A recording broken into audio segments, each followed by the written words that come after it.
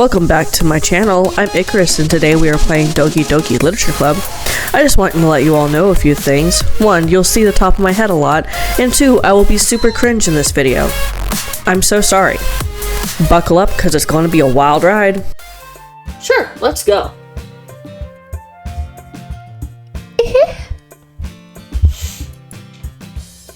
Sayori beams at me. It truly has been a while since Sayori and I have spent this much time together. I can't really say I'm not enjoying it either. Sayori, about what happened earlier. What do you mean? You know, between Yuri and Natsuki? Does that kind of thing happen often? No. That's really the first time I've ever seen them fight like that. I promise they're both wonderful people. You don't hate them, do you? No, I don't hate them. I just wanted your opinion, that's all. I can see why they'd make good friends with you. Phew. You know, Zaid, it's nice that I got to spend time with you in the club, but I think seeing you get along with everyone is what makes me the happiest. And I think everyone really likes you, too. That's... Every day is gonna be so much fun. It looks like Sayori still hasn't caught on to this kind of situation I'm in. Sure, being friends with everyone is nice, but does it really need to stop there? Yes, it really does need to stop there, Mr. Man. Mr. Sir needs to stop right there. Stop right there indeed. Well, we'll just have to see what the future holds, Sayori. I pat Sayori on the shoulder. I said that more to myself than to her, but it's easy to use Sayori as an internal monologue sometimes. Okay. Yeah. Let's do this. Let's not. I don't want to. Oh boy. Okay. Dream. Treasure. Papa! Not doing that one.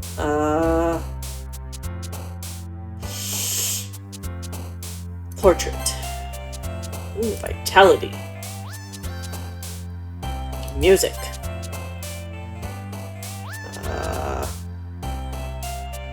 Charm. Mouse. Poof! Contamination. Intellectual. Massacre. Insight. Pink. Color. Sparkle. Starscape. Daydream. Shame. Sunset. Bunny. Okay. I'm doing bunny every time if I have that option. Another day passes, and it's time for the club to meet already. I've gotten a little bit more comfortable over the past couple days. Entering the club room, the usual scene greets me. Hi, Zaid. Yo, Sayori. Looks like you're in a good mood today.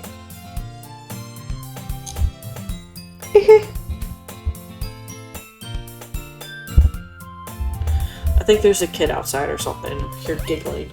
It's not in the video. I'm just still not used to you being in the club, that's all. I see. That's a pretty simple thing to get you in a good mood. But I guess it's always the simple things with you anyway. Speaking of which, I'm kinda hungry. Will you come with me to buy a snack? No thanks. What do you mean you no go with best friend to get snack? I want snack. You go with best friend and get snack. Get the snack. Get the snack. That's not like you at all. I have my reasons. Why don't you take a look at your purse, Sayori? What? Why that all of a sudden? No reason. Really. I just wanted to look at it. Sayori nervously retrieves her coin purse. She fumbles with the latch and gets it open. Then she turns it upside down and lets its contents spill onto the desk. Only 2 small coins fall out. I knew it. I can see right through you, Sayori. That's not fair. How did you even know? It's simple. If you had enough money in the first place, you would have bought a snack before coming to the club room. So either you're not hungry and wanted to escape an excuse to take a walk, or you plan to conventionally forget that you spent all your money so that I would lend you some. But there's one more thing. You're always hungry. So that only leaves one option. I give up. Don't make me feel guilty. If you feel guilty, that means you deserve to feel guilty. Yuri suddenly giggles. Eh? I didn't notice that she was listening in. Her face is in her book, as always.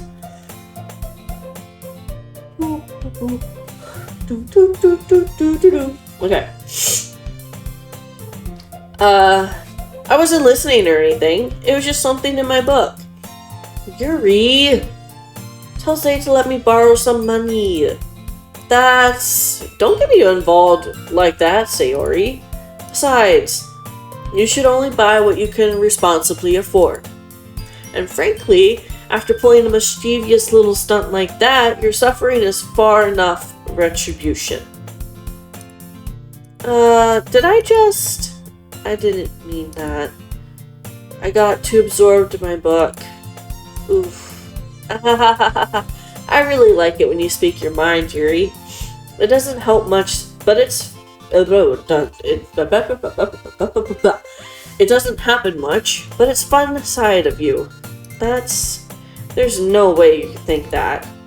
You were right, though. I did something bad, and now I have to accept the revolution.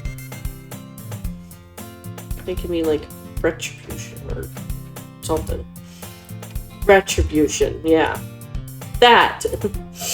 Still, coming from you, Sayori, I guess there is a little devil inside all of us, isn't there? Don't look at me with those eyes. Turn and look the other direction. Ee-hee-hee-hee. Got the ee-hee-hee-hee all over your face with my fist.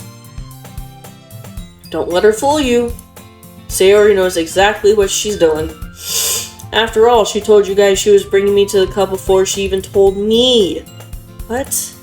You wouldn't have come if it weren't for the cupcakes. So I had to trick Natsuki into making them. Sayori. You don't lie to your friends. That's how you have no friends. If you start lying to them, you're not gonna have friends anymore. Come on, give me more credit than that, Sayori. What? Ooh, did I slap her or did Yuri slap her? Kaya! Out of nowhere, something smacks Sayori in the face and tumbles onto the desk. Ow! What?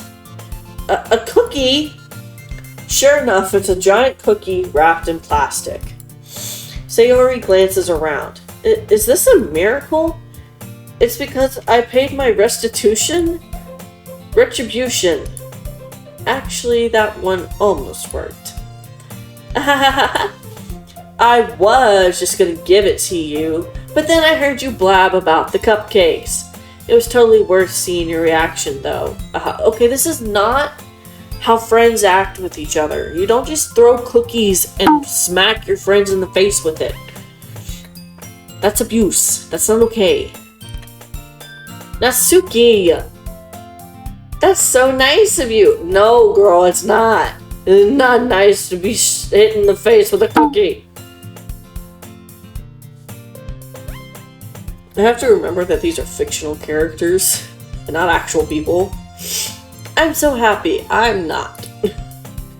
Sayori hugs the cookie. Okay. Jeez, just eat it. Sorry, give me 1 second, everybody. Oof.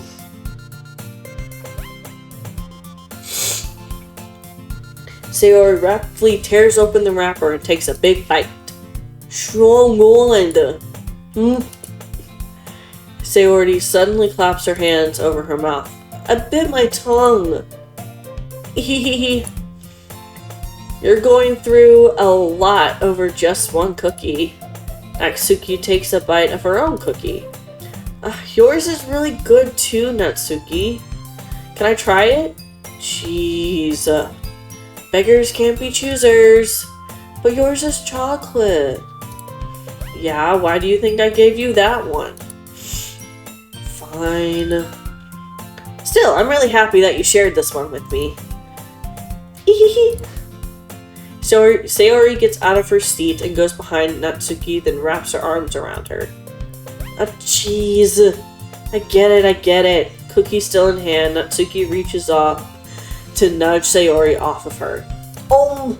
Sayori suddenly leaps down and takes a bite of Natsuki's cookie. You are evil! Evil you are. Goodness.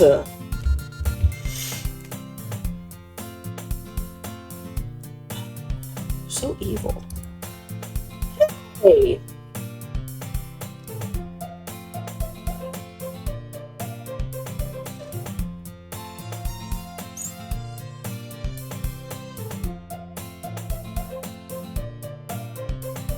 Did you seriously just do that? Mouthful, Sayori trots away to safety. Yuri and I laugh as well. Geez, you're such a kid sometimes. You're about to talk.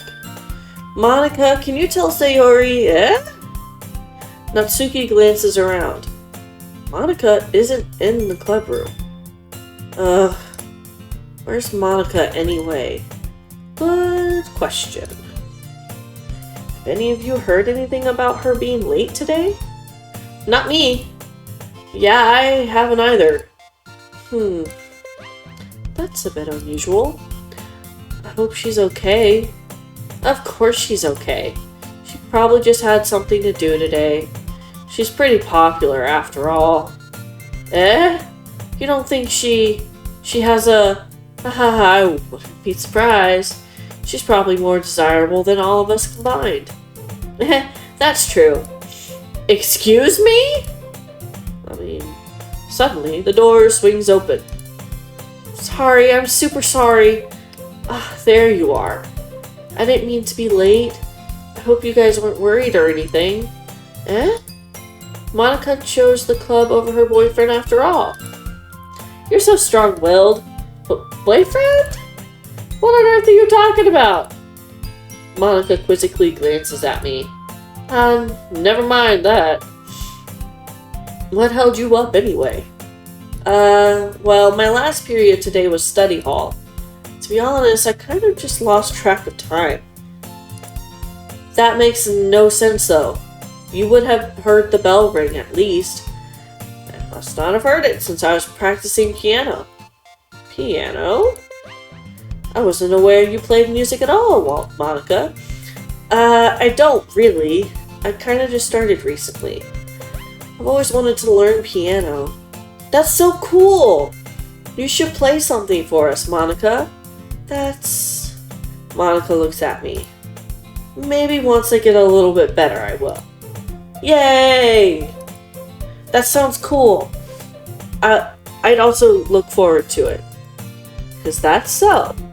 In that case, I won't let you down, Zaid. I, again, don't like talking about myself in third person. Monica smiles sweetly. I didn't mean any pressure or anything like that. Don't worry. I've been practicing a whole lot recently. And I'd really love the chance to share once I'm ready. I see. In that case, best of luck. Thanks. So I didn't miss anything, did I? Not really. I choose to leave out Sayori's mischievous escapade. I'm sure Natsuki will end up complaining to her anyway. It looks like everyone has settled down.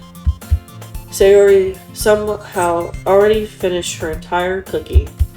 Yuri is back at her book and Natsuki disappeared into the closet.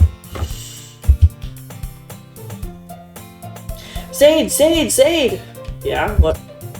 Sayori suddenly comes up to me. I'm gonna go get supplies from another classroom. Wanna come with me? Supplies? What for? Well, you know how the festival is coming up, right? Me and Monica were going to make some posters and stuff. So I need to go find some crayons and markers and glue sticks. Ah, I see. Sure, I'll go with you. Yay!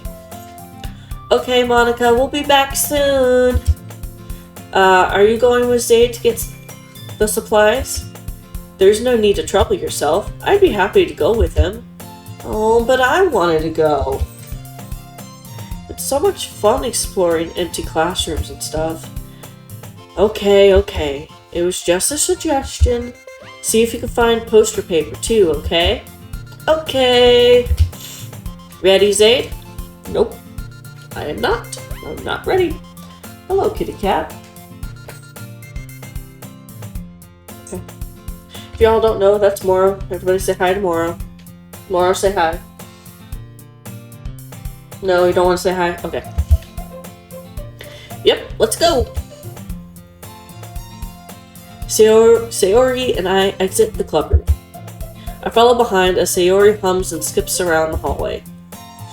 Honestly, it feels like I'm taking a kid to the mall or something.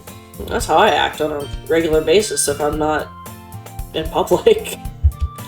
Sayori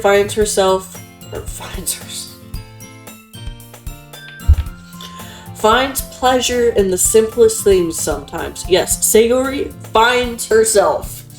Those were the words that are on the screen.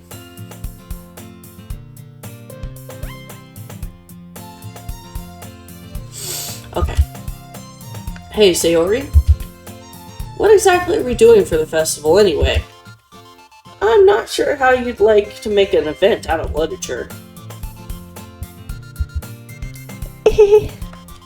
Me and Monica have it all planned out. Don't you worry. Is that so? Yep. We're gonna do a poetry performance. Oh, yes. Lovely. Poetry this, poetry that. There's other forms of literature, you know. A performance? Of what kind? Well, everyone is gonna take turns on stage and recite their favorite poems. Ah, that sounds kind of dull. Zaid, you're not thinking about it the right way at all. It's not just about reading poems, it's about performing them. Like, you say the lines of the poem like, between my feet, the last remaining flower beckons to me. I twist the stem freely, freeing it from its clinging roots, caressing the final joyous moment between my fingers. But to what ends have I summoned this joy? For now, when I look in every direction, the one prosperous field before me is but a barren wasteland. Like that. Sayori, how do I put this? I'm sure it's just me, but it's impossible for me to take you seriously when you talk like that. You meanie. Working super hard on this, you know. I know. It's just meant that it's pretty unordinary contrast to your cute self. Don't say that. That's embarrassing. You're embarrassing me. I have secondhand embarrassment. Sayori, you should stop that.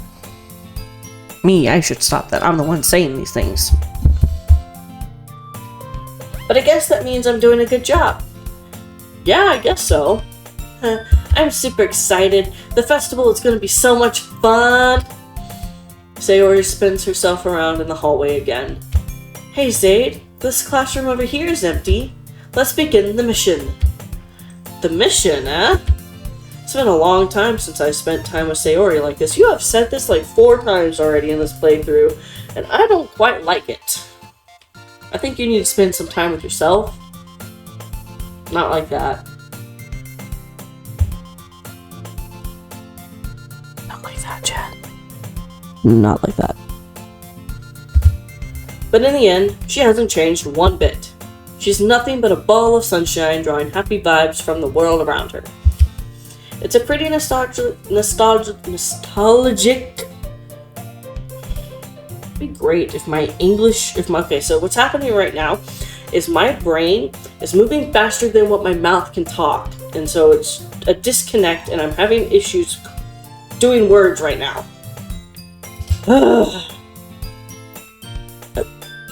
Bye, kitty.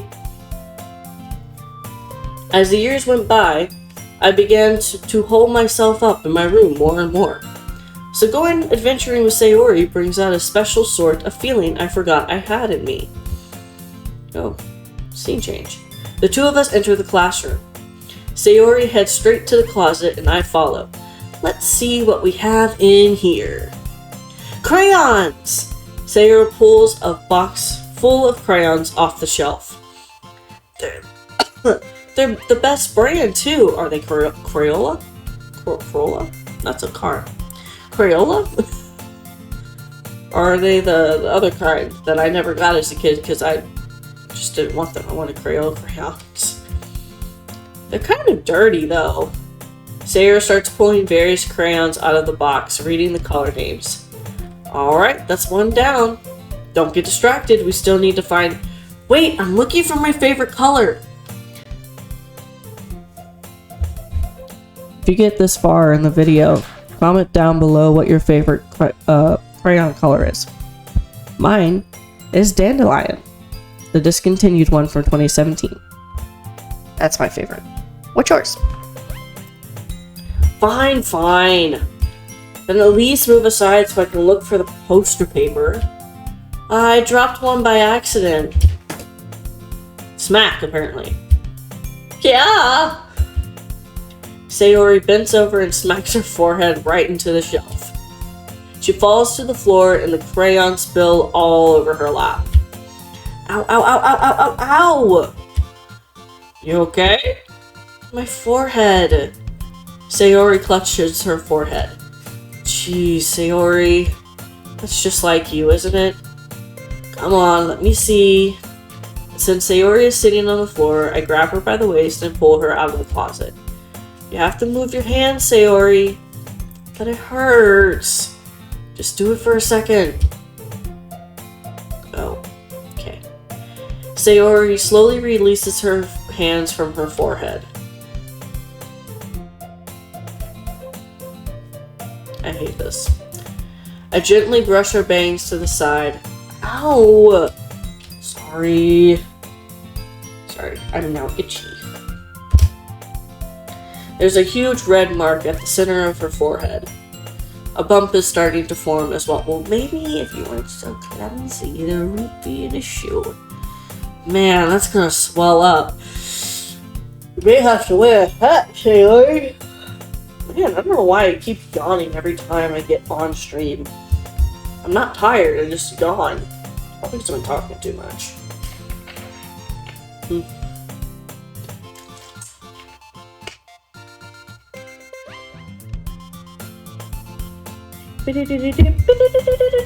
Okay, sorry. I should find you some ice. Sade, where would I even find ice around this time? I guess a cold drink would do. You don't have to. I'm fine with looking like a unicorn. That's cute. Even wincing from the pain, Sayori still makes a silly joke. Yeah, okay, when I get hurt, I don't make funny haha jokes. I'm stupid, what I did was dumb, and I deserve it jokes.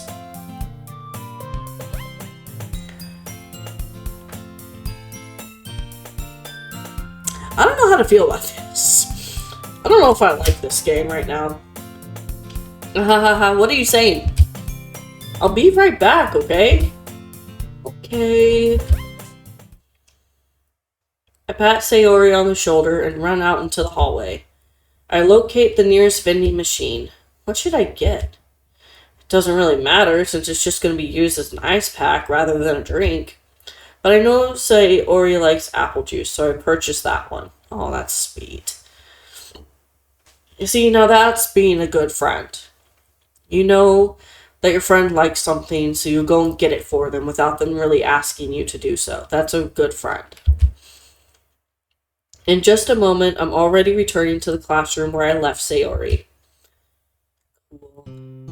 She has one palm on her forehead, and the other hand is scooping crayons back into the box. You know, I would be better if I could just talk. My brain would slow the fuck down and read the words. At least they were already in the wrong place, the wrong spots before I spilt them. Sayori, here. I hand Sayori the bottle of apple juice. It's nice and cold. Sayori opens the cap and starts drinking from it. Sayori, what are you doing? It's for your forehead, you idiot.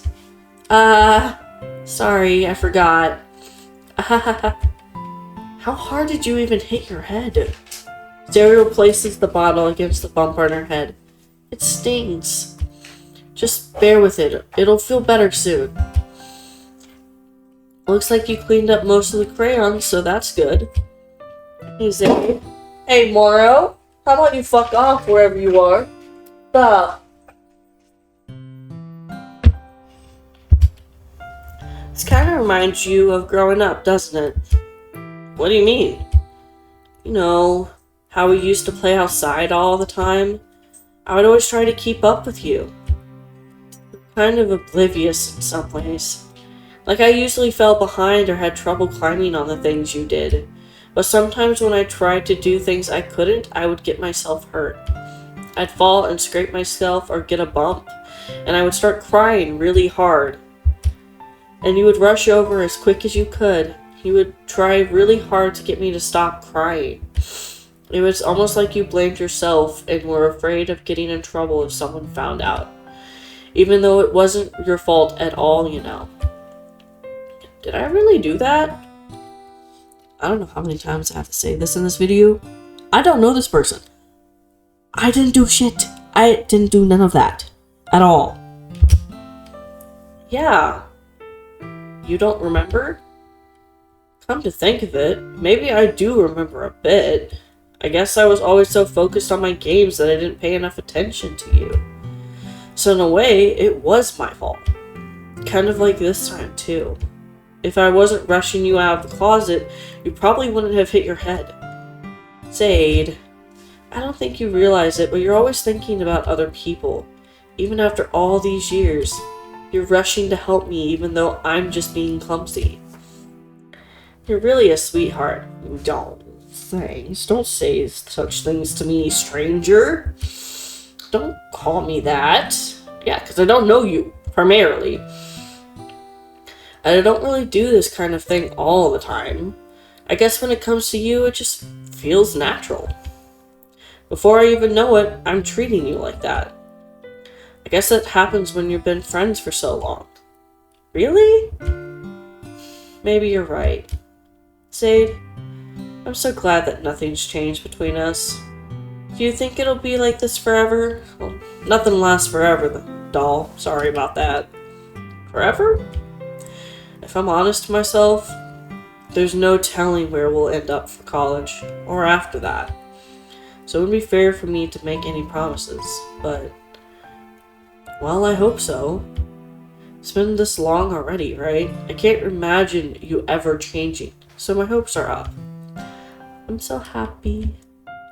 Sayori has a whimsical expression in her eyes. We remain silent for a moment. She's so silly and clumsy on the outside, but when I see her deep in thought like this, it makes me not want to disturb her. I guess we should go back. I don't want to worry Monica, you know? Good luck with that. She's gonna see her forehead either way. Not if I hide it under my bangs. Sayori hops to her feet. She clutches her forehead again. Don't stand up so fast after hurting yourself. Well, I guess it's too late now. Anyway, let's go. I follow Sayori out of the classroom. Sayori plays with her bangs to try to hide the bump without much success. In a moment, we make it back to the classroom. Ah, you're back! Good timing, I was just about ready to start with sharing our poems. Sayori, your forehead. She's fine, don't worry about. I was playing with the crayons and smacked my forehead into the shelf. Well, anyway, were you able to find everything we needed? Uh-huh, I have it right. Sayori frantically glances around herself. I forgot all the stuff! Calm down, Sayori. I have it all right here. I found the poster paper too. It sounds like you ended up doing all the work. Me? Well, Sayori, I failed to come up with an excuse for Sayori.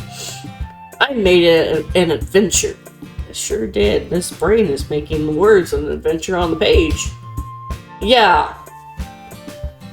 That. Okay. In any case, good work.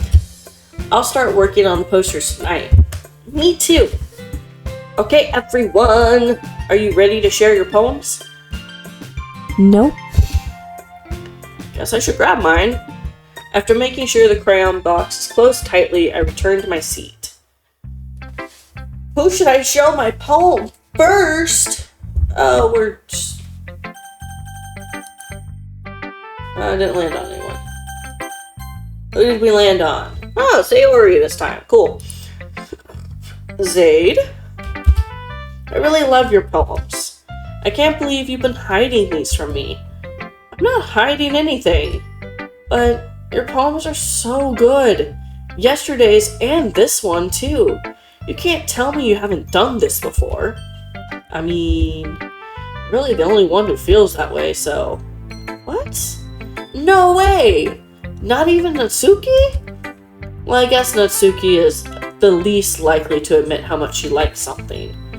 But I don't think it's that. What do you mean? Well, I guess I'll be honest about it. It's a lot easier to write poems when I'm thinking about you. Okay.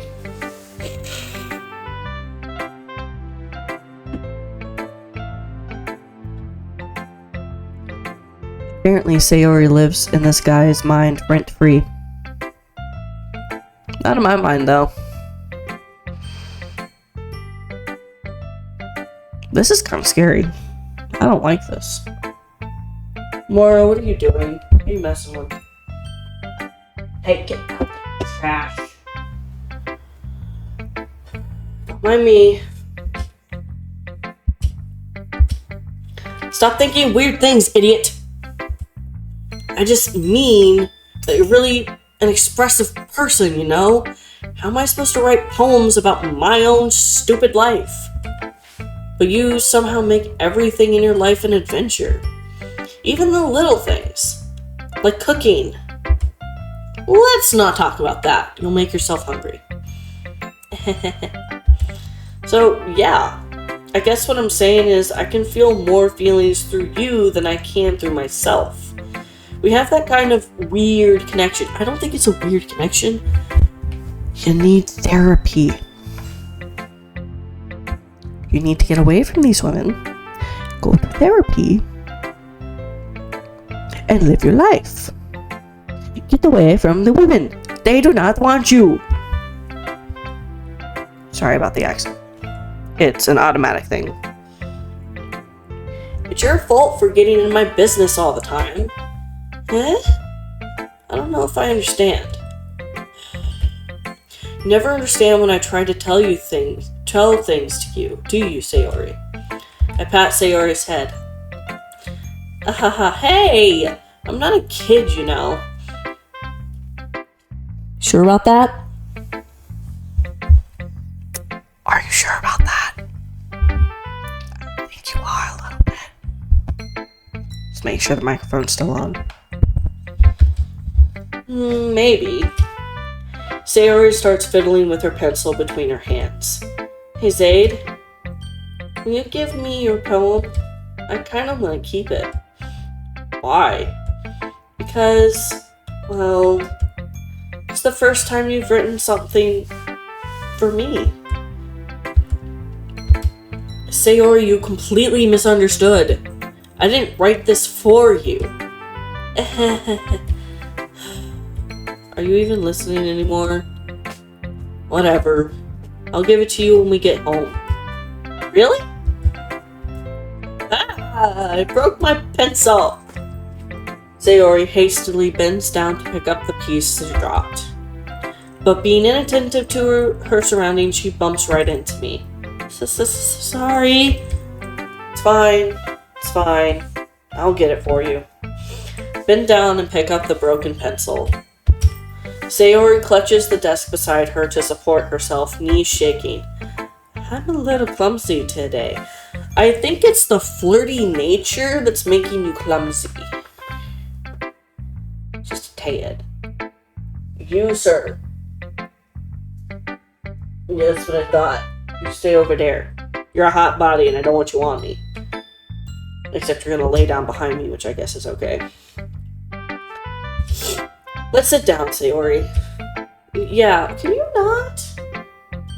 What are you doing back there? Trying to push me out of the chair? No, this is my chair. Psycho cat. I grab Sayori's arm and help her sit at the desk. Anyway, I still haven't read your poem. Oh! Sorry, I forgot about that. But it's not as good as yours. Don't worry.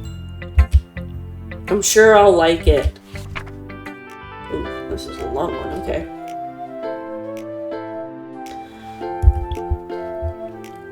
Bottles. I pop off my scalp like the lid of a cookie jar. It's the secret place where I keep all of my dreams. Little balls of sunshine, all rubbing together like a bundle of kittens. I reach inside with my thumb and forefinger and pluck one out. It's warm and tingly. But there's no time to waste. I put it in a bottle to keep it safe. And I put it in the bottle on the shelf with all the other bottles. Happy thoughts, happy thoughts, happy thoughts, and bottles all in a row. My collection makes me lots of friends. Each bottle a starlight to make amends. Sometimes my friends feel a certain way. Down comes a bottle to save the day. I almost thought that said dawn. Night after night, more dreams. Friend after friend, more bottles. Deeper and deeper my fingers go, like exploring a dark cave, discovering the secrets hiding in the nooks and crannies. Digging and digging, scraping and scraping. I blow dust off my bottle caps.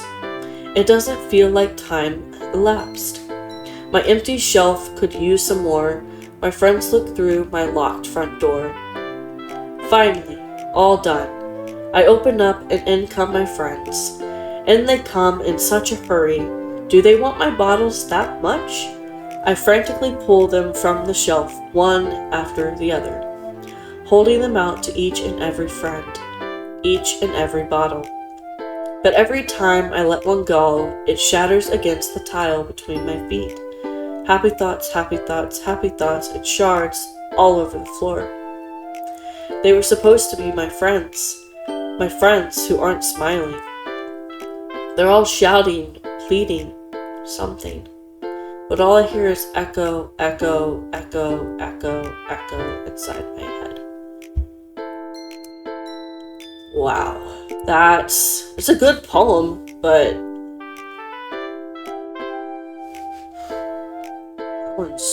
that one's pretty deep. Holy crap. Sayori, did you really write this? Of course I did. Didn't I tell you yesterday I was gonna write the best poem ever? Yeah, but I didn't expect something like this coming from you. Monica taught me a whole lot, and I've been really in touch with my feelings recently. I see that. It's almost kind of creepy. Creepy? Well, not exactly. Maybe because I'm so used to you being cheerful. Well, never mind. I'm thinking too hard about it. The point is, it came out good, so you should be proud of it. No, thanks. I feel like I was meant to express myself this way. It even helps me understand my own feelings a little better. Writing is like magic. You've been pretty passionate about this, huh? I hope you keep it up.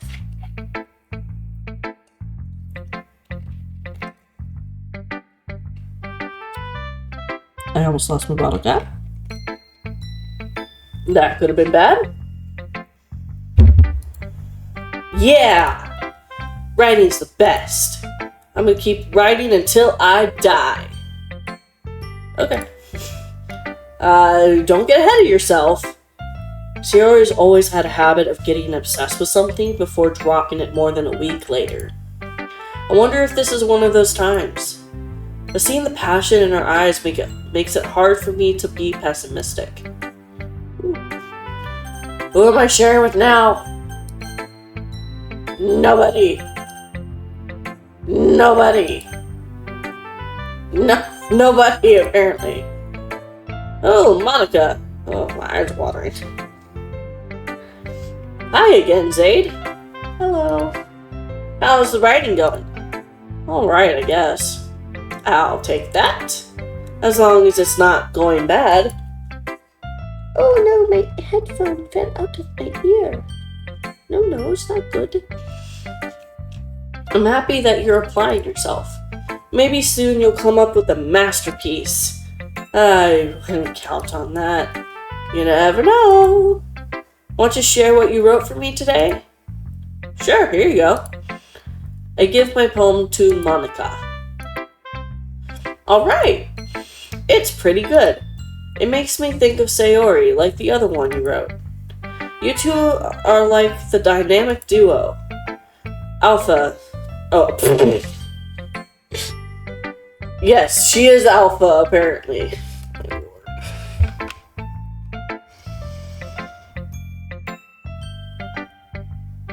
Where did Alpha even come from? Maybe I'm just an idiot and can't read. That's kind of exaggerating it. Yeah, probably. But you do spend a lot of time with her, even in this club, don't you? Then again, I don't blame you for being a little shy. I'm not shy, it's just... I'm teasing. I know it takes a bit of time to make friends with everyone. But Yuri and Natsuki are super interesting people, so don't be afraid to give them their share of time. And you can talk to me every now and then, too. I'm not, like, unapproachable or anything, am I? No, it's nothing like that. You guys are just too pretty.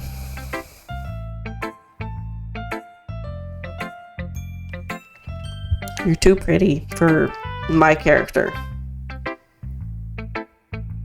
That's all it is. Yeah, this is an excuse. I'm still just getting used to being here, that's all. Yeah. I'm sorry if I was putting pressure on you or something. I really didn't mean it like that. No, don't worry. I get what you're saying. Well, alright. But anyway, you want to read my poem now? I'm kind of scared to read everybody's poems. I like the way this one turned out, so I hope you do too. Alright, let's take a look. Save me. Oh boy, okay. The colors, they won't stop. Bright, beautiful colors. Flashing, expanding, piercing. Red, green, blue. An endless cacophony of meaningless noise. The noise, it won't stop. Violent, grating waveforms. Squeaking, screeching, piercing. Sine, cosine, tangent. Like playing a chalkboard on a turntable. Like playing a vinyl on a pizza crust.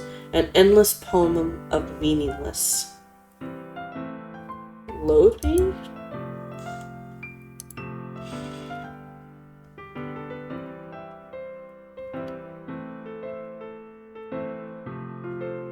I don't know what that means. Okay. Oh, wait, maybe she's like AI or something. It's even more abstract than your last one, huh? I guess it's just the way I write. I'm sorry if you don't like it. No, I never said that. It's just the kind of thing I never really seen before, I guess. I kind of like playing with my space on the paper. Choosing where and how to space your words can totally change the mood of the poem. It's almost like magic. The way I wrote the lines really short makes it feel like they're trying to speak over the noise. I see. Still hard for me to tell what it's about, though. Sometimes asking what a poem is about isn't the right question. A poem can be as abstract as a physical expression of a feeling, or a conversation with the reader. So putting it that way, not every poem is about something. Anyway, here's Monica's writing tip of the day. Sometimes you'll find yourself facing a difficult decision. When that happens, don't forget to save your game. I saved. You never know when you might change your mind, or when something unexpected may happen. I don't like this fourth wall, foreboding, foreshadowing bullshit. Stop it. I need something to, like, hold on to. Well, hold on to my blanket, I guess. Wait, is this even a tip about writing? What am I even talking about? I don't know, you're a fucking android. That's my advice for today. Yeah, that's good advice. Thanks for listening. I don't want to. Okay. Nobody again. Oh, okay. Ooh, Natsuki! Well, it's not really any worse than your last one. But I can't really say it's anything better either. Phew. Huh? Phew, what? Oh, well, anything that isn't a train wreck, I'll take as a win. And I get the feeling you're probably the most critical. Hey, what makes you... Wait, maybe that was a compliment. Glad to see someone recognizes my experience. You know, I'm really not liking you right now. Like, out of all of the characters that I've been talking to, Natsuki is the one that I want to punch in the face the most. Okay. I also would like to point out that while I'm saying these things, I don't actually condone violence. So don't quote me on that. Her face is just the most punchable, okay? Just saying. Not to mention her attitude. Well then, keep practicing and maybe you'll be as good as me someday. Narcissist in the making. That's, something tells me Natsuki completely missed the point. Come to think of it, this kind of reminds me of Sayori's poem from yesterday. You think so?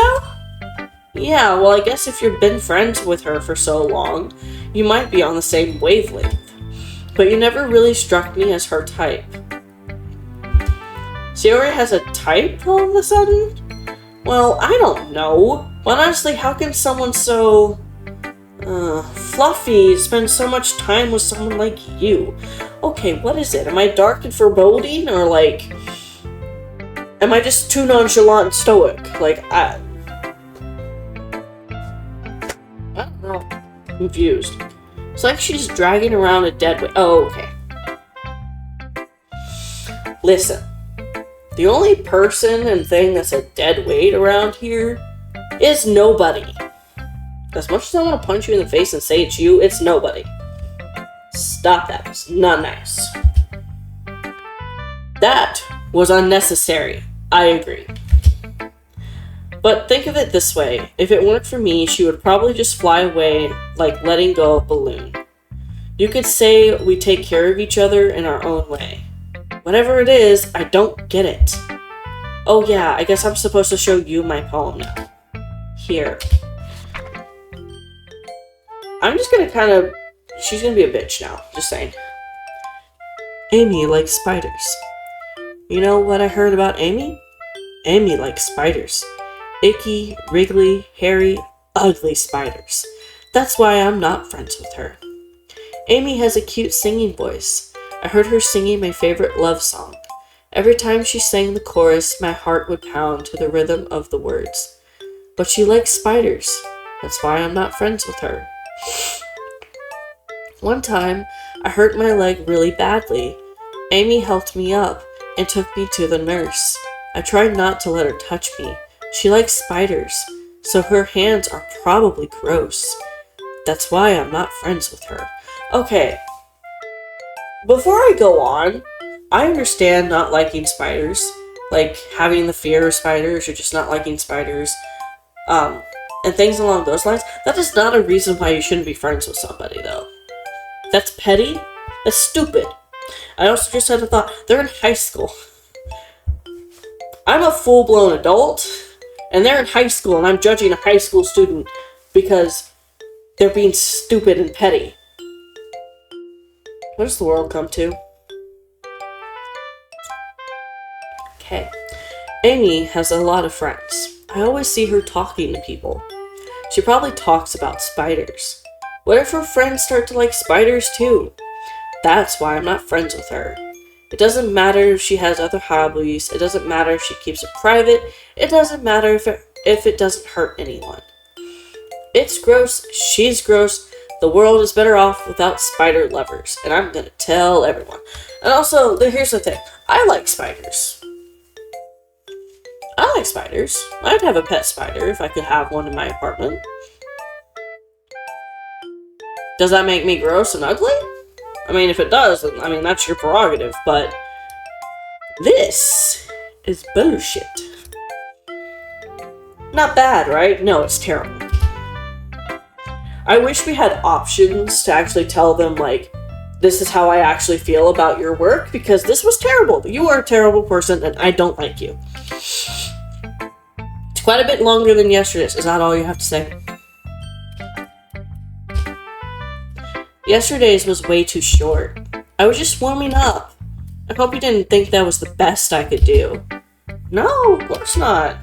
Anyway, the message is pretty straightforward in this poem. I doubt I have to explain it.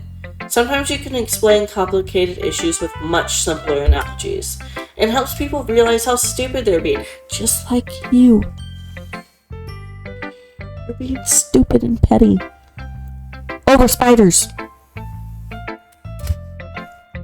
Like anyone would agree that the subject of this poem is an arrogant jerk. Ignorant jerk. You.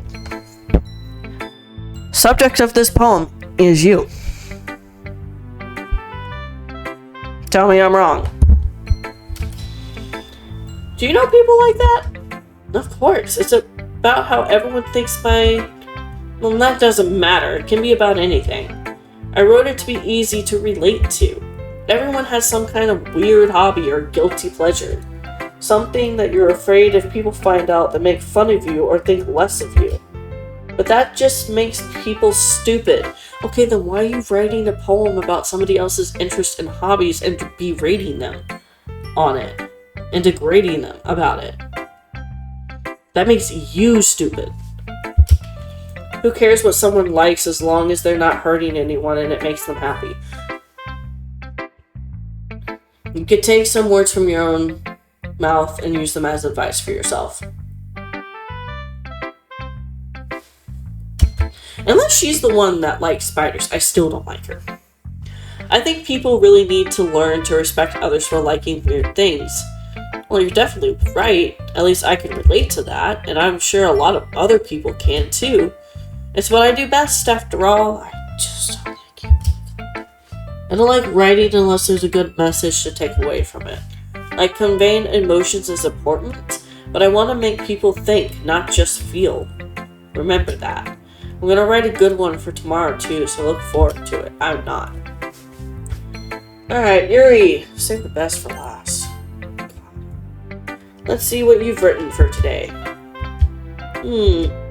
Well done, Zaid. Your skills are really improving. Really? Thanks, Yuri. Coming from you, that means a lot. It's nothing. I'm just happy to help inspire fellow writers. I know you're new to this, so don't worry so much if it seems like I can't get your poem to feel perfect.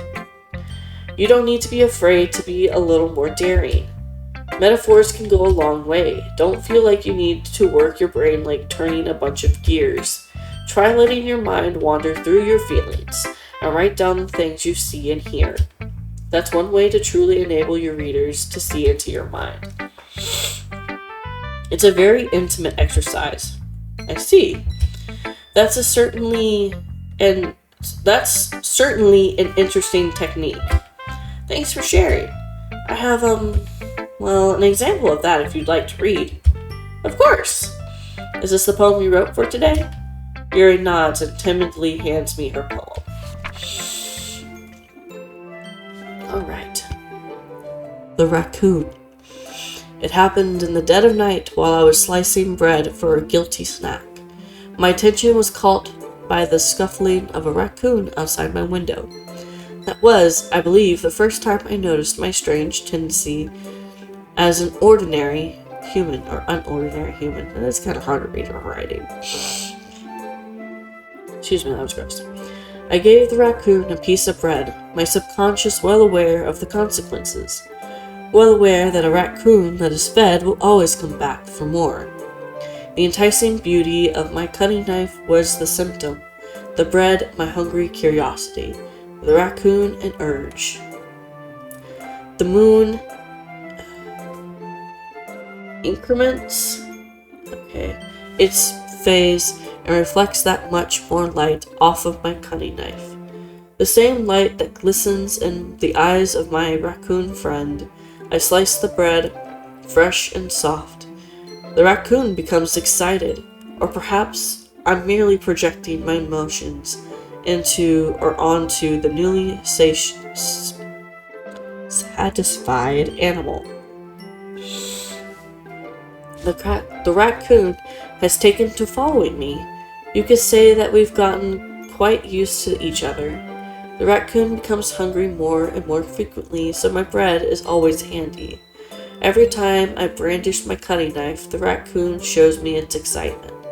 A rush of blood, classic Palavane conditioning. Can't read that word. I slice the bread, and I feel myself again. Are you talking about, like, I'm the raccoon and you're leaving breadcrumbs for me? And then killing yourself afterwards? That's weird. I don't like that. I was a little more daring with this one than yesterday's. I can see that. It's a lot more metaphorical. I don't know if it's my fault, but I can begin to imagine what this poem's about. That's right. It's a bit closer to my preferred writing style, using the poem as a canvas to express vivid imagery and conveying emotions through them. Yeah, if I take it at face value, then I can't even figure out what it's supposed to mean. Well, I think it's something that different people can relate to in their own way. I wanted to express the way it feels for me to indulge in my more unusual hobbies. It's those sort of things I'm usually forced to keep to myself. So I sometimes enjoy writing about them. That's funny. Didn't Natsuki also write something about that? About someone being ridiculed for a strange interest? She did? Yeah. She was talking about how it doesn't matter what you're into as long as you're not hurting anybody. She's right. I mean, does she really feel that way? Yeah. Sounds like you two have that in common. That's interesting. To me, she seemed like the kind of person who would make fun of my hobbies. But I suppose that's my fault for judging, isn't it? Please don't tell her I said that. Don't worry, I have no reason to. Okay. Well, thank you for sharing it with me. After all, if I hadn't learned to embrace my own weirdness, I would probably hate myself. I might be ranting a little bit now, but I'm glad that you're a good listener.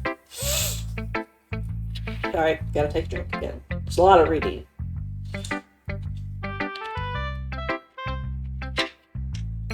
I am hoping on, finishing this game all in one stream.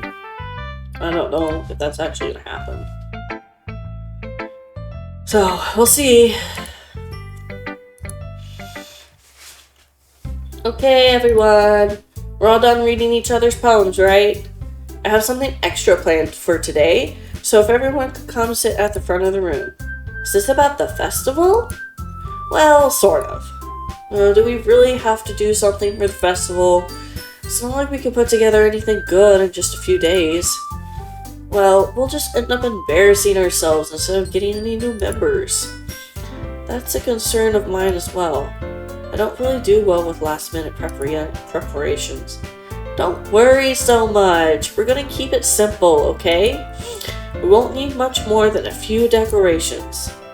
Sayori has been working on the posters, and I've designed some pamphlets we can give out during the event. Okay, that's great and all, but that doesn't tell us exactly what we're going to be doing for the event. Oh, sorry, I thought you heard about it already. We're going to be performing. Performing? Monica? Yeah, we're going to have a poetry performance. Each of us is going to choose a poem to recite during the event. But the cool part is, we're also going to let anyone else come up and recite poems too. Sayori's putting it all on the posters in case anyone wants to prepare it ahead of time. I haven't done one of those in a while, so might as well. Sayori, who's been coloring a poster, holds it up for us to see. Are you kidding me, Monica? You didn't already start putting those posters up, did you? Well, I did. Do you really think this is a bad idea? Well, no.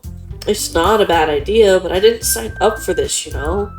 There's no way I'm going to be performing in front of a group of people like that. I will give Natsuki one thing. I do agree with her on this. It is really hard for people to get up and perform in front of people, which is why I'm kind of glad that there's just a camera in front of me and not like a large group of people, because I have stage fright. And you may be thinking, oh, no, that's not true. You're in front. There's nobody here. There's nobody here. I can sit here and talk to this camera all day if I wanted to. If I could, if I didn't have other things to do, but there's nobody here. Like, staring at me, judging me, or doing anything like that. So, I get that. Like, stage fright is a big thing. Performance anxiety is a big thing. I agree with Natsuki. I could never in my life do something like that. Yeah. Imagine it, Yuri shakes her head in fear. Guys. No, Sayori, I understand where they're coming from. Remember that Natsuki and Yuri have never shared their poems with anyone until just a couple days ago. It's a lot to ask for them to recite their poems out loud to a whole room full of people. I guess I kind of overlooked that. I'm sorry. But I still think we should give it our best. We're the only ones responsible for the fate of this club. If we start the event and each put on a good performance, then it will inspire others to do the same. Excuse me. And the more people who perform, the better we'll be to show everyone what literature is all about. Yeah! It's about expressing your feelings, being intimate with yourself, finding new horizons, and having fun. Very true. That's right. And it's those reasons that we're all in this club today. Don't you want to share that with others? To inspire them to find the same feelings that brought you here in the first place?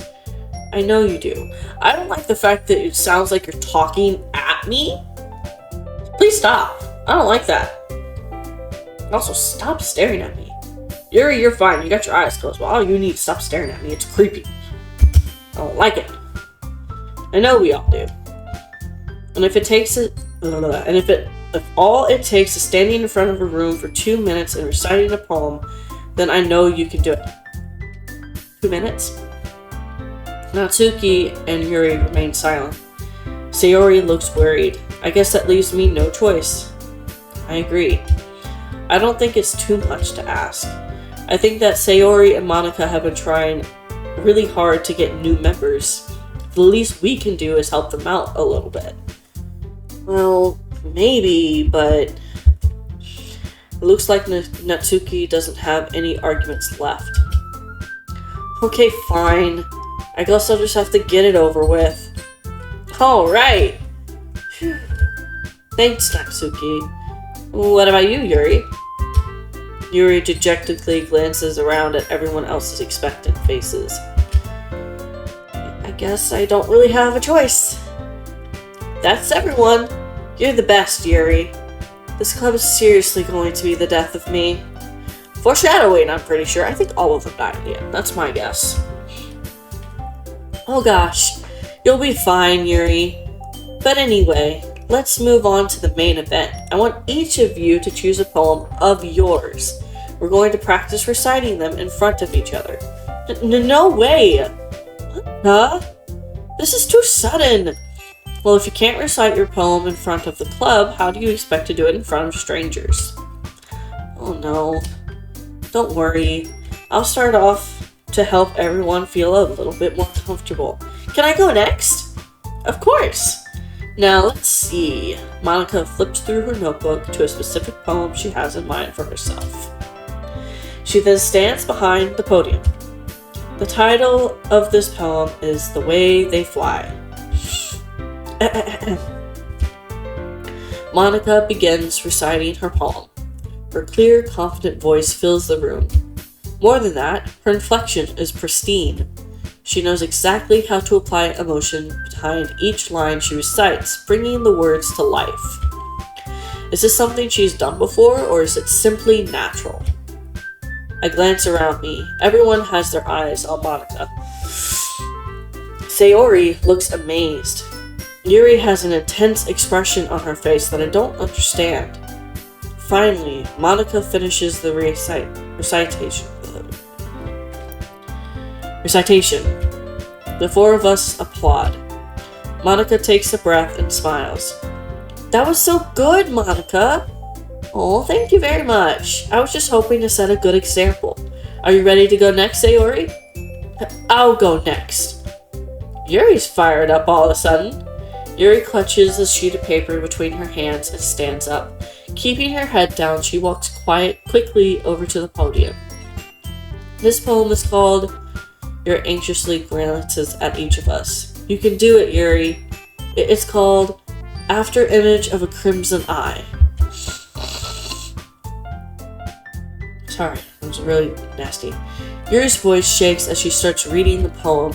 Just a moment ago, she practically refused to do this. Why is she suddenly putting in so much effort? It's because you're here. It's because I'm here. My character is here, and I'm a dude, and she wants to impress you. Doing a bang-up job, too, by the way. As Yuri gets past the first couple of lines, her voice changes. It's almost like what happened when Yuri gets absorbed into her books. Her quivering words transform into the sharp syllables of a fierce and confident woman. The poem is full of twists and turns in its structure that she enunciates with perfect timing. This must be a rare glimpse into the whirring fire Yuri keeps concealing inside her head. Suddenly, she's finished. Everyone is stunned. Yuri snaps back into reality and glances around her as if bewildered even herself. It's up to me to save this situation. I'm the first to start applauding. Everyone joins me afterwards and we give Yuri the recognition she deserves. It's not that we didn't want to applaud for her, but we were so caught off guard that we must have forgotten. As we applaud, Yuri holds the poem to her chest and rushes back into her seat. I am Yuri in this situation. I get up somewhere and I get one or two lines, I start kind of shaking and kind of being like that, but once I get over that, it's go time. And then when I'm done, I'm like, okay, I'm done, that's it. And I rush back to wherever I was. Did that a lot when I sang in church. Yuri, that was really good. Thank you for sharing. Looks like Yuri is down for the count. Okay, I guess I'm next then. Sarah Hopsies? What is a hopsy? Somebody tell me what's a hopsy. Sayori hops out of her chair and cheerfully walks to the podium. This one is called My Meadow. Sorry, I giggled. Sayori. It's a lot harder than I thought. How did you guys do it so easily? Try not to think of it like you're reciting to other people. Imagine reciting it to yourself, like in front of a mirror or in your own head. It's your poem, so it'll come out the best that way. I see. Okay then. Sayori begins her poem. Somehow it feels like her soft voice was made as a perfect match. The poem isn't aimlessly cheery like Sayori is. It's serene and bittersweet. If I were to read this on paper, I probably wouldn't think much of it. But hearing it come from Sayori's voice almost gives it a whole new meaning. Maybe this is what Sayori meant when she said she likes my poems. It's like I get to reach more deeply into someone I thought I knew through and through. Sayori finishes and we applaud. I did it! We did it! Hallelujah! Good job, Sayori! Even Say'd like it. I'm your best friend, of course I'm gonna like it. Even if it sucks, I'm gonna like it. I guess that's a good sign. What does that even mean? It came out nicely, Sayori. The atmosphere of the poem fits you really nicely. But it might be that other poems wouldn't work quite as well with that kind of delivery. I don't understand. Sorry. In other words, I've seen poems of yours where that sort of gentle delivery wouldn't work as well. Might need a little bit more force behind them, depending on what you're reading. Oh, I know what you mean. I've been practicing that kind of thing. It's just embarrassing to do it in front of everyone. Then maybe next time, I'm gonna make you pick a poem that challenges you a little more. We don't have much time before the festival, you know. Okay. Now, who's next? Natsuki? Don't make me go before Zaid. It's not like I can compare to you guys anyway. Might as well let Zaid lower everyone's standards a little bit before I have to do it. Natsuki? It's fine, I got it. Might as well get it over with. But it's not like I have much of a selection of what to read. I'll just have to go with what I wrote for today. Stand up and step in front of the podium. Everyone has their eyes on me, making me feel terribly awkward. I recite my poem. Since I'm not exactly confident in my own writing, it's hard to put energy into it. Despite that, once I finish, I receive applause anyway. Sorry, I'm not really as good as everyone else. Don't worry about it so much. I think it's less about your abilities and more about your lack of confidence in your writing. That's something that'll improve over time, though. Yeah, maybe. Alright then. That just leaves you, Natsuki. Yeah, I'm going. Natsuki begrudgingly gets out of her seat and makes her way to the podium. The poem is called... Why are you all looking at me? Because you're presenting. Anyway, the poem is called Jump. Natsuki takes a breath. Once she starts reciting the poem, her sour attitude disappears a little. While she's still a little unenthused, her poem has a rhythm and rhyme to it. It's Natsuki's trademark style, and it works surprisingly well when spoken aloud. The words feel like they bounce up and down as if giving life to the poem. Natsuki finishes and everyone applauds. She huffs back to her seat. That wasn't so bad, was it? Easy for you to say. You better not make me do that again. Oh, well. Do you at least feel prepared enough to recite a poem in front of other people? I mean, doing it in front of other people will be way easier. I can put on whatever face I want for other people. Well, when it's my friends, it's embarrassing. That's a surprise, Natsuki. I think it would have been the other way around. Well, that's just how it is, so... Well, I guess in that case, you won't have much time to worry about it for the festival. That said, I want to thank everyone for coming, though. It might be hard, but I hope we all have an idea of what it's like now. Make sure you pick a poem and get enough practice before the festival, okay? I'll be making pamphlets, so let me know ahead of time what you'll be reciting. Jeez. I should probably find some other poem to recite instead. that's fine too. It doesn't have to be your own. I'm already pleasantly surprised that you're putting in all of this effort for the club.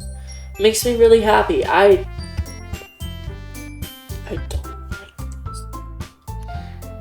don't like this at all. I don't like this at all. I don't like this at all. I don't like this at all. I don't like this at all. I'm just gonna make a song because I don't like it. Yeah, no problem. Okay, everyone. I think it's about time for today. I know the festival is coming up, but let's try to write poems for tomorrow as well.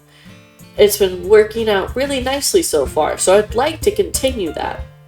As for the festival, we'll finish planning tomorrow, and then we'll have the weekend to prepare. Monday's the big day. I don't like Mondays. Mondays are bad. Mondays are icky, bleh. I can't wait. I can do this, I can do this, I can do this. I can do this, I can do this, I can do this, I can do this, I can do this. Wasp! Sorry, I had to get that out. Alright. I stand up. There's no way I'll be able to find the same enthusiasm as Sayori and Monica.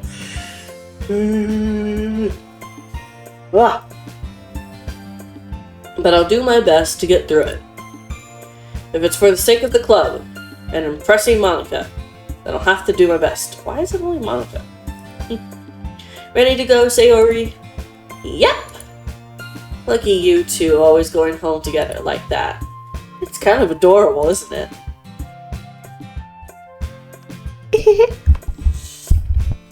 I'm really gonna hate myself for keep doing that. Jeez, guys. Don't make such a big deal out of it. Must be a little nice, though. Well, how am I supposed to respond to that? It's okay, Zaid. You don't have to say it. Whatever. Let's go already. Let's get the fuck out of here. I walk home with Sayori once more. Even though it's only been a few days, a lot of things have already changed. But today, Sayori is being a little quieter than usual on the way home. Hey, Sayori. Sorry, I was spacing out. No wonder. I was thinking about something from earlier. I like how we get to... Sayori fumbles with her words. So let's just say that one day, Yuri asked to walk home with you. What? What would you do? What kind of question is that? Kind of putting me on the spot here. Ooh. Ooh. That's the question. I mean... It would kind of depend, like... I know it says that I would still walk home with Sayori, but would it be a instance where Sayori isn't even here? So, you walk Yuri home? Or you walk with Yuri home? Or is Sayori standing there and you have to choose between the two, which is what this is. But I think... While Yuri is cool and all, I really don't have a problem with Sayori. Like, Yuri, Monica, and Natsuki kind of give me the bad juju vibes, but Sayori is fine. But at the same time, between these two, like, Sayori is my best friend, and my logic too is, like, is this only gonna be one day? Like, would I only walk Yuri home for one day, and then I'd immediately the next day walk Sayori home? Or would this become the norm?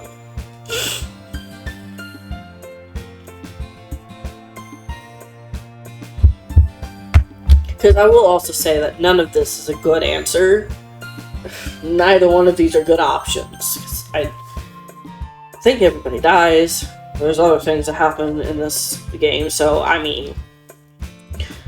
I don't know, but... I'm gonna save, actually. I'm gonna save because this is hard, but I think Especially if it's the situation or the scenario where I just walk Yuri home for one day and then walk Sayori home, I would walk Yuri home. Walking home with Yuri, huh? Why does the thought of that make my heart pound? I mean, given how hard it is for her to socialize, I would feel awful turning her down, so...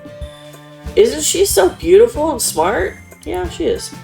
That has nothing to do with what I just said. Yeah, I mean, yeah, I did admit it live on stream. She's really pretty. They're all pretty in their own way, so... Jeez. There's not even any point in speculating something that's never going to happen. Well, maybe.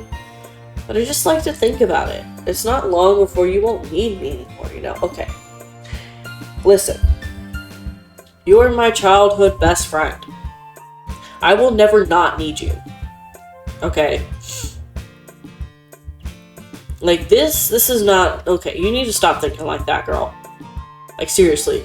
If I'm your best friend, and you said something like that to me, I would just look at you dead in your face and say, are you stupid? But unfortunately, I'm a dude in this scenario, so I can't just say that or ask her, are you stupid? Need you? That's a good question. Like, I can't just, like, go out and say that she's stupid, because I won't need her. Oh, it's complicated. Oh, sorry. Sayori? I can't figure out how you're seeing things in your head right now. Sorry. Everyone is different. Nobody in the club is a replacement for you. If you say so. The conversation trails off, and I'm left feeling awkward. But it was kind of her fault for trapping me with such a weird question. I can't just lie to her.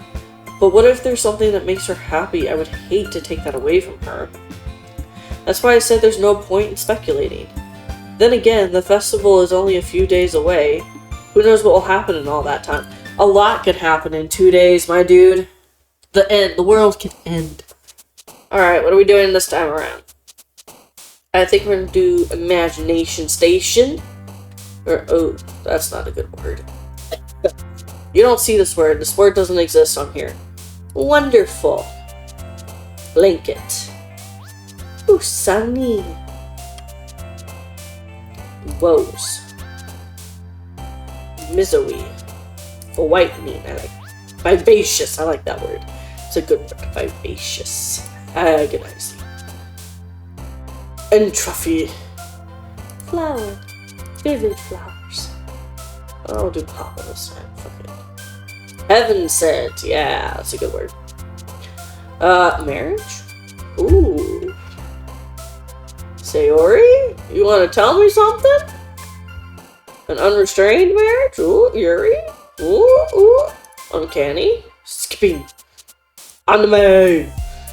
Skipping anime. Whatever. Portrait. Cool. Oh man.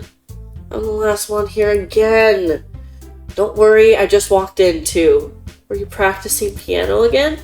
Yeah. You must have a lot of determination.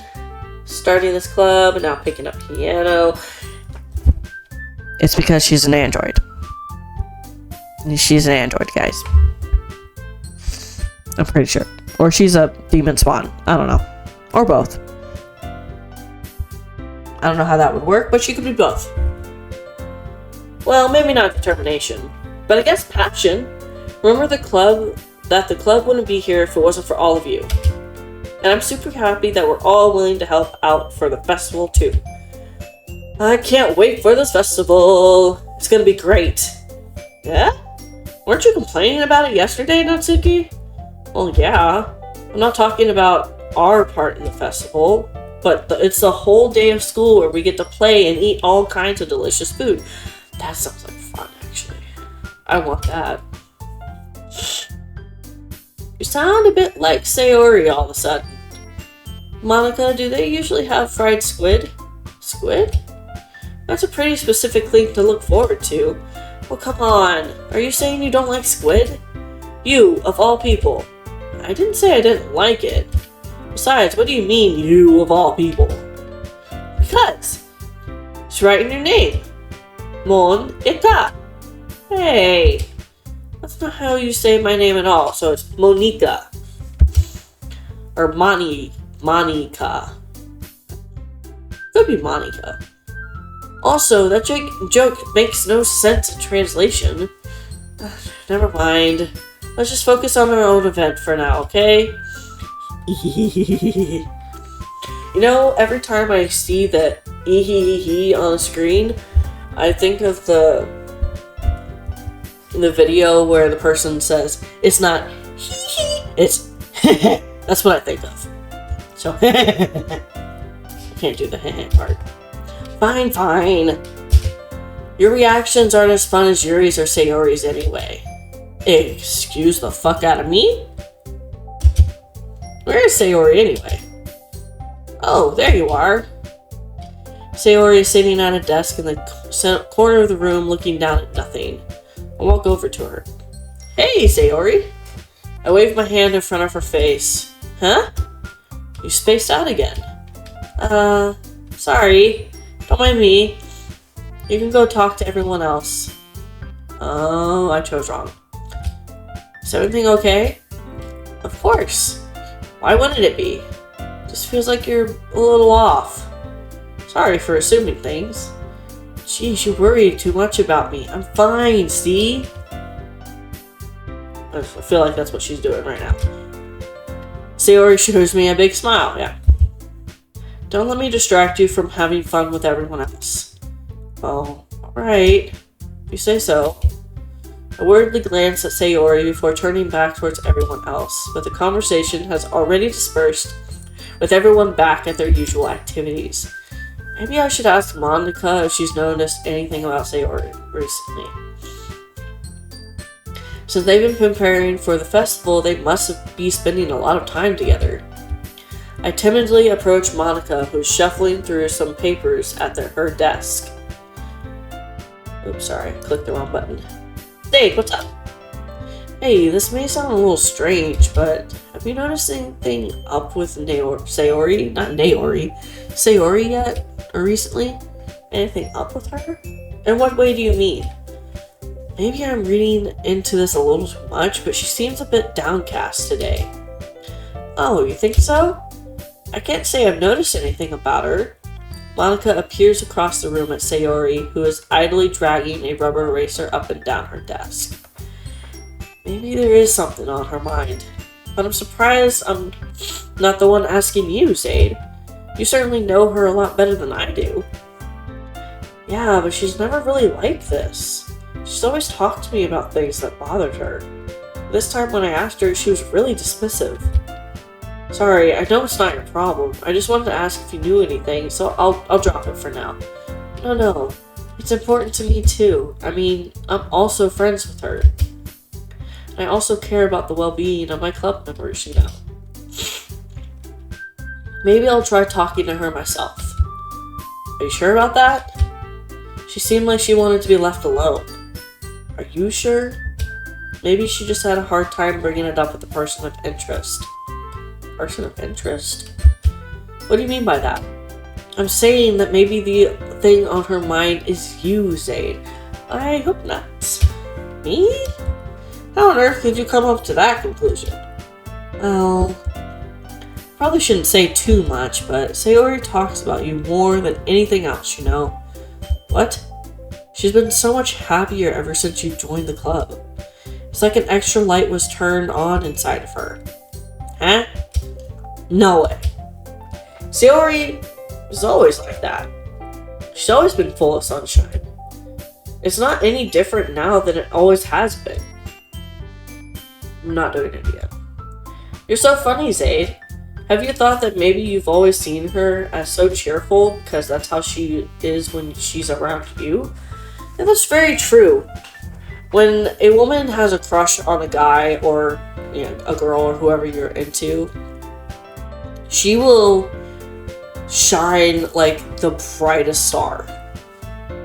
And then the moment you put her down for anything, like it could literally be anything, that light will die. lights die a lot, actually. Every time you hurt somebody, every time you say something you don't mean, the light fades more and more and more and more until it's gone. Yeah, this happy, peaceful music in the background as I say that is not the best, but I'm happy that, like, Sayori has that light still. She's not giving up completely. I said too much. Yes, you did. I'm sorry, what do I know anyway? I didn't mean to jump to conclusions, so you should just forget about what I said.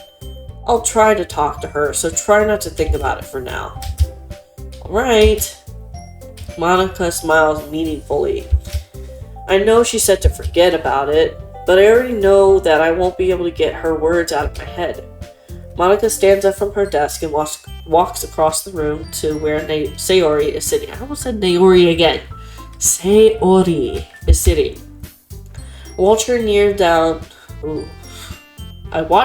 down next to Sayori and gently talk to her, but she's keeping her voice so quiet that I can't hear her from here. I sigh and sit down myself. I know Sayori told me not to worry about her and to have fun with everyone else, but that's impossible to do when she's behaving like this. Exactly how much do I care about her that I'm letting this weigh down so much? Now it feels like I'm the one behaving out of the ordinary, but there's nothing I can do besides wait for Monica. No, there is something you could do. You could go up and talk to her and be a man. Be like, nah, you're obviously upset and I want to know why. Okay, maybe not be that forceful with it, but you know what I mean. Sorry.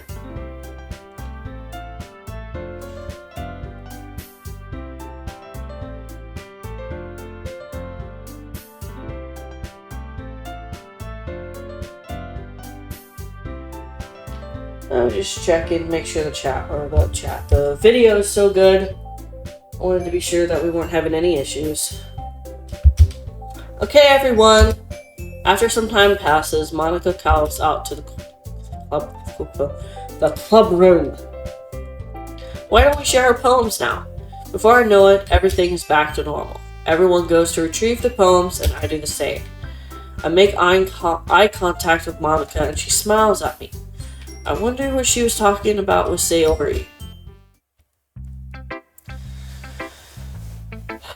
For that reason, I'm choosing Monica first. Hey, Zaid. Have you thought about what you want to spit to perform at the festival? Well, being in this club is one thing, but performing in front of a bunch of people, I'll have to give it some more thought. Okay, no pressure. Excuse me. Whatever you do, I'm sure it'll turn out great. Excuse me again, sorry. Got the hiccups. It also make me happy to see. Haha. Anyway, let's take a look at today's poem. Sure. I let Monica take the poem I'm holding in my hands. Great job, Zaid. I was going, oh, in my head while reading it. It's really metaphorical. I'm not really sure why, but I didn't expect you to go for something so deep. I guess I underestimated you. It's easiest for me to keep everyone's expectations low. That way, it always counts when I put in some effort. That's not really fair. Well, I guess it worked anyway. You know, that Yuri likes this kind of writing, right? Writing that's full of imagery and symbolism. I like Sayori, who likes to use simple and direct words to describe happiness and sadness. Yuri likes it when readers are left to derive their own meaning out of it. It's very challenging to write like that effectively, both allowing people to get something out of it just by feel or letting them deeply analyze all the nuances. It can take years of practice, which I'm assuming Yuri has at this point. I never really asked, though. I'm sure I'm nowhere near her level yet. Don't worry so much about that. You do your own thing. Just keep exploring and learn by trying new things. Anyway, I'll share my poem with you now, alright? I'm scared. I'm terrified. I don't like any of this. Okay. The Lady Who Knows Everything. An old tale tells of a lady who wanders Earth, the lady who knows everything, a beautiful lady who has found every answer, all meaning, all purpose, and all that was ever sought. And here I am, a feather, lost adrift the sky, victim of the currents of the wind. Day after day I search with little hope, knowing legends don't exist. When all else has failed me, when all others have turned away, the legend is all that remains, the last dim star glimmering in the twilight sky. Until one day, the wind ceases to blow. I fall, and I fall, and fall, and fall even more, gentle as a feather, a dry quill, expressionless. But a hand catches me between the thumb and forefinger, the hand of a beautiful lady. I look at her eyes and find no end to her gaze. The lady who knows everything knows what I am thinking. Before I can speak, she responds in a hollow voice. I have found every answer, all of which amount to nothing. There is no meaning, there is no purpose, and we seek only the impossible. I am not your legend. Your legend does not exist. And with a breath, she blows me back afloat, and I pick up a gust of wind. That one's pretty good, actually. I like that. You know, I feel like learning and looking for answers are the sort of things that give life meaning. Not to get too philosophical or anything, but it was kind of on my mind, so that's what I wrote about. I see. I never really put much thought into it. In a way, it's almost paradoxical. Because if you had all the answers, wouldn't the world start to lose meaning? You know, there's one thing I noticed. It seems like everyone in the club prefers writing about things that are more sad than happy. Are you surprised? I mean, if everything was okay, we wouldn't really have the need to write about anything, would we? Humans aren't two-dimensional creatures. I think you know that better than anyone. Okay, what does that mean? Are you just trying to flat out tell me you are an android? Or demon spawn? I'm confused. You mean one-dimensional? Yeah, she's yeah. Anyway, here's Monica's writing tip of the day. Are you ever too shy to share your writing because you're afraid it's not that good? It can be really disheartening to get a lukewarm response to something you put so much into. But if you find other people who enjoy writing, then sharing becomes a lot easier. Because instead of just telling you that your writing is good or okay or bad, they want you to focus more on everything that went into it and the things you can work on. It's much more encouraging that way, and it will make you want to continue improving.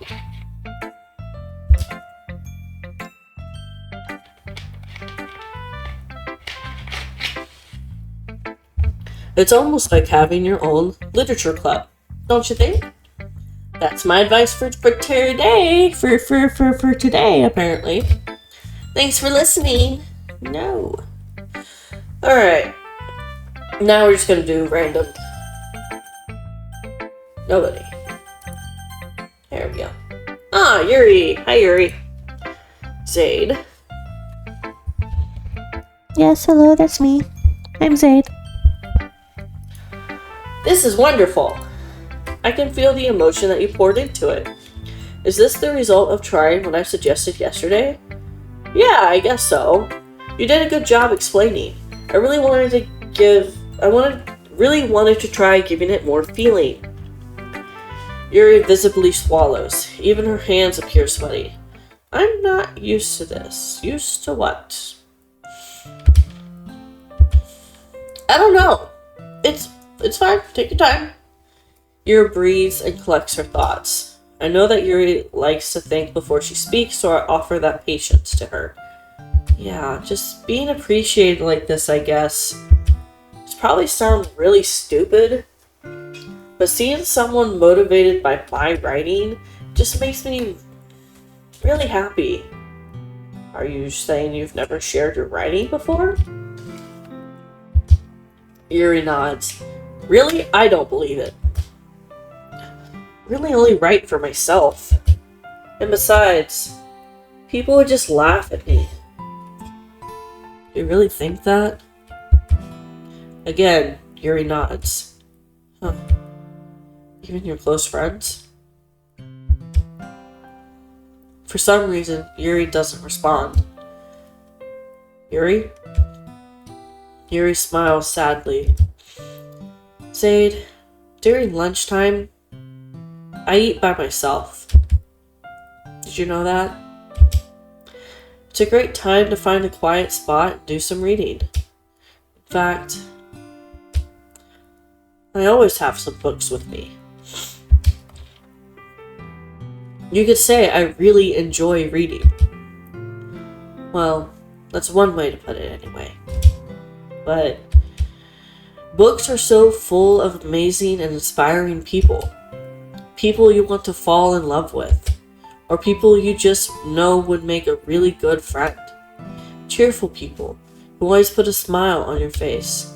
Or deep thinkers and problem solvers who discover the mysteries of life. So when you look at it that way, I'm surrounded by friends every day. You know? And those friends don't laugh at me. They don't tease me for spacing out all the time. They don't make fun of my body type. And they don't hate me for acting like a know-it-all. People say that about you? I'm not a know-it-all, Zaid. It's the opposite. I don't know anything. I don't know how to talk to people. I don't know how to make people see me as normal. I don't even know how to make myself happy. I have all of these feelings, and all I can do with them is read and write. But it wasn't until now that I started sharing it with you. Wow.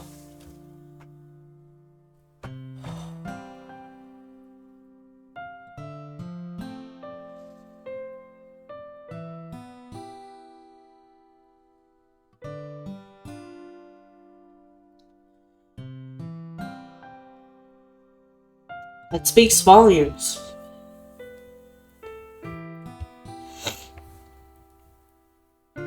As somebody who doesn't talk about my feelings a lot, because of things that have happened in my life, it's very true. You just gotta find your person. That's all you gotta do. You gotta find your person, and once you find that person, share with them. Like, don't just hold it in. You can't do that all the time. You gotta share what you feel, or else you're gonna end up like Yuri. Or you're gonna have intrusive thoughts. Or worse. That I really understood what was missing all this time. But I haven't really done anything. No. That's wrong. Just being patient and respectful, that's really important to me. I know I'm a difficult person, Zaid. I speak too slowly. I second guess myself all the time. I read too deeply into things. But every time, you've always treated me just like anyone else. So rare that I feel comfortable with myself when I talk to others. But that's why every time I talk to you, I just feel really happy. I see. Well, I treat you how you deserve to be treated, Yuri. And if other people don't see it that way, then screw them. Yeah, fuck those people. Fuck those people. They suck. I mean, I joined this club hoping I would make friends. And I would say I've had at least one success. Wouldn't you? If you put it that way, yeah. We're really good friends now, aren't we? Yuri puts her head in her hands. But this time she's smiling as she does it. Do you want to show me your poem? Yeah, I do. What does Yuri have? itch, sorry. I'm also really trying hard not to get emotional right now. Let me get it for you. Beach. A marvel millions of years in the making. Where the womb of Earth... chaotically? Yeah, I thought that was an S. Where the womb of Earth chaotically meets the surface, that's an S. Under clean blue sky, an expanse of bliss. But beneath gray, rolling clouds, an endless enigma. The easiest world to get lost in is one where everything can be found. One can only build a sand castle where the sand is wet. But where the sand is wet, the tide comes. Will it gently lick at your foundations until you give in? Or will a sudden wave send you crashing down, in a blink of an eye? Either way, the outcome is the same, yet we still build sand castles. I stand where the foam wraps around my ankles, where my toes squish into the sand. The salty air is therapeutic. The breeze is gentle, yet powerful. I sink my toes into the ultimate boundary line, tempted by the foamy tendrils. Turn back, and I abandon my peace to a road at the shore. Drift away, and I return to earth forevermore. That's really good. That one's a good one, too. Whoever did the writing for this game, especially like the poems, it's very good. I like it. I'm aware that the beach is kind of an inane thing to write about, but I did my best to take a metaphorical approach to it. You say that like you don't even want to write about it. Oh, you haven't heard? After yesterday, Natsuki and I, well, it was amusing that we wrote about something similar in such different ways. So Natsuki wanted us to write about the same topic as each other again. I suppose to better compare the differences in our writing styles, or thought processes.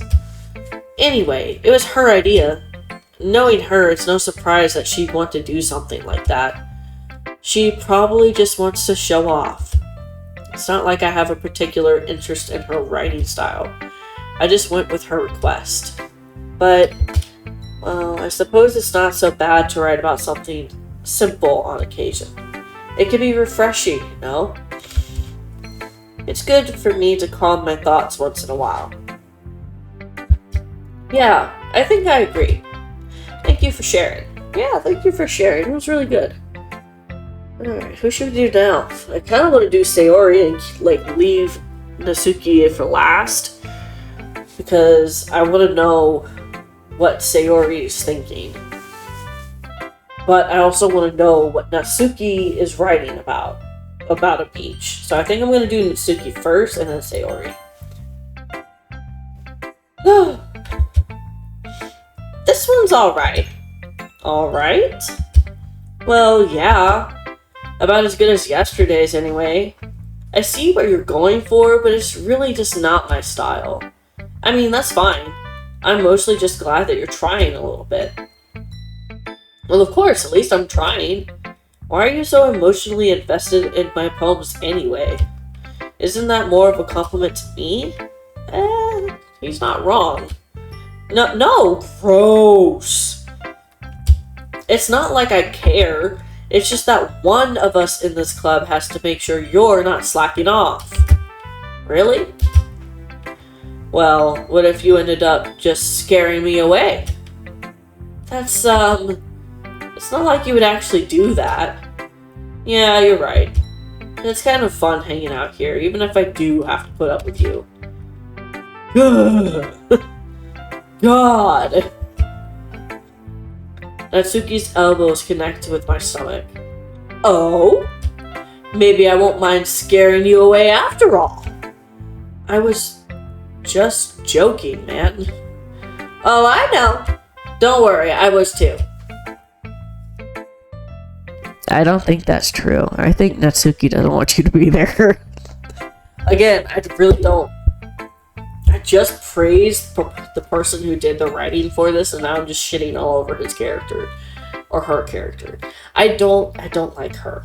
I don't like her attitude. Yeah, how the hell do you call that a joke? That is a good question. Excuse me, sorry. That seriously hurt. Well, maybe it was funny for her. I guess that's kind of the point. I should really just watch my mouth around Natsuki. Yeah, she'll throw it up in your face. Anyway, Natsuki holds her poem out for me like nothing even happened. Oh, okay. Oh yeah, okay. I'll be your beach. Your mind is so full of troubles and fears that diminished your wonder over the years. But today I have a special place, a beach for us to go. A shore reaching beyond your sight, a sea that sparkles with bright light. The walls in your mind will melt away before the sunny glow. I'll be the beach that washes your worries away. I'll be the beach that you daydream about each day. I'll be the beach that makes your heart leap in a way you thought had left you long ago. Oops. Let's bury your heavy thoughts in a pile of sand, bathe in sunbeams and hold my hand. Wash your insecurities in the salty sea and let me see you shine. Let's leave your memories in a footprint trail, set you free in my windy sail. And remember the reason you're wonderful when you press your lips to mine.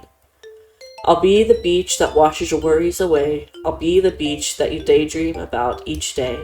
And remember the reasons you're wonderful when you... Oh, I just read that. Sorry. I'll be the beach that makes your heart leap in a way you thought had left long ago. But if you let me by your side, your own beach, your own escape, you'll learn to love yourself again. That's sweet. That's really sweet. I like that. Yeah. I felt like I kept writing about negative things, so I wanted to write something with a nice message for once. Besides, the beach is awesome. Kinda hard to write anything negative about the beach. Well, Yuri's take on it was a little more solemn. Well, that's... Geez, you better not have said anything bad about mine. After all, she was the one who wanted us to write about the same topic. You can really see her doing that, though. Making us write about a simple topic, then trying to impress me by coming up with something all fancy. Well, it's not like I care. You obviously care too much because you keep going on about it. If you didn't care, you would just leave it alone. You're lying. You're blushing. You're lying. Also, I'm sorry. I'm drinking a lot. Reading a lot. Oh. Trying to keep the whistle wet. I just did it anyway. I mean, I guess mine ended up kind of being metaphorical too. But there's nothing wrong with doing that once in a while. At the very least, it was good practice. Good. You're learning. Alright, Sayori. It's nice, I guess. Come on, I can already tell you don't like it. Well, you don't need to worry about what I think. After all, you wrote this for someone else, didn't you? Probably Yuri. What? I didn't write this for anyone specifically. Maybe. That's not really what I meant, though. But it's okay. You're making new friends, just like I was hoping. That makes me really happy.